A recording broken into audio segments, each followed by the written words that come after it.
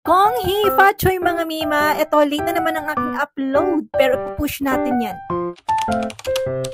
Nagluto nga ako ng tikoy dahil nga Chinese New Year, aba naman.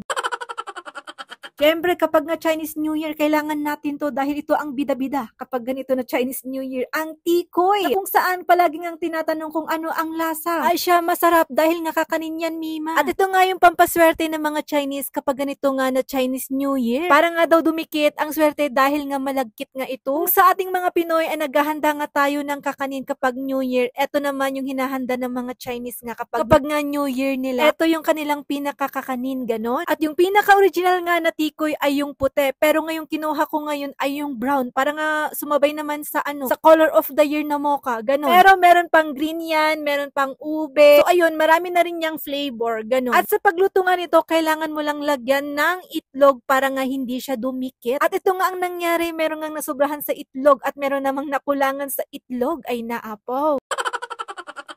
Pero ayun, naluto pa rin naman ang aking tikoy at syempre, napakasarap. Hindi ko na nga hinugasan yung aking pinagprituan ng tikoy at ito, sinunod ko na nga rin itong Korean street food naman. Ay naapo, naghalo-halo na, may Chinese food, may Korean food, ganon.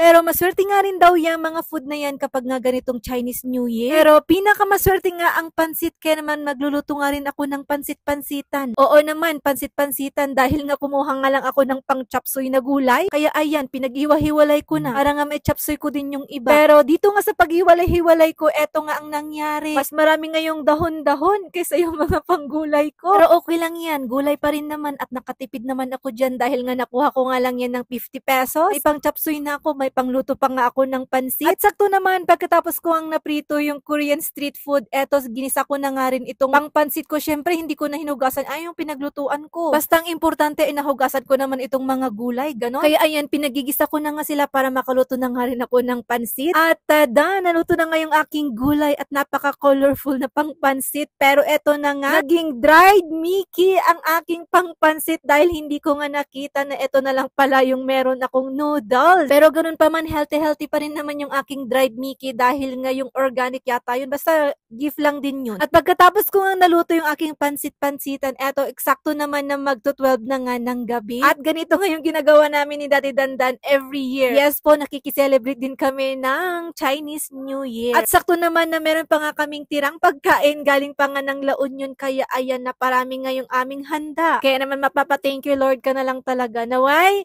taon-taon at araw-araw ay ganito nga kadami yung handa dito sa may mesa namin. O siya, halina kayo at kain tayo. Kailangan nating magpakabusog para nga mabusog tayo buong taon. Ganon. At kung nakarating ka dito sa part na ito, ay comment mo nga lang dyan sa may comment section kung taga saan ka dahil baka ikaw na nga yung mapili na mabigyan ng biyaya sa Sabado. So yun lang mga mima ko. Thanks for watching. Thank you so much Lord. Let's eat!